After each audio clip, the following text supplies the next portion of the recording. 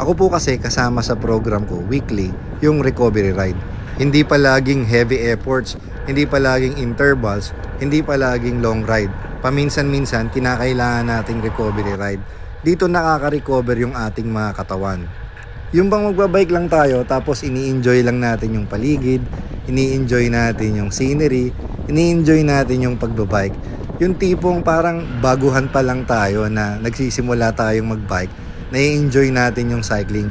Kung minsan kasi nakaka-burnout din na pagka nagbabike tayo, puro na lang intervals, puro na lang heavy effort. Maganda rin talaga yung nakakapag-recovery ride tayo o easy riding o yung tinatawag na coffee ride kung minsan. Kayo po mga kapadyak, gaano kayo kadalas nagre-recovery ride? Ako ginagawa ko siya after ko ng mga heavy efforts. Kagaya yesterday, I did some over and unders. Ngayon, nag-recovery ride tayo. So that's it mga kapadyak, ang recovery ride.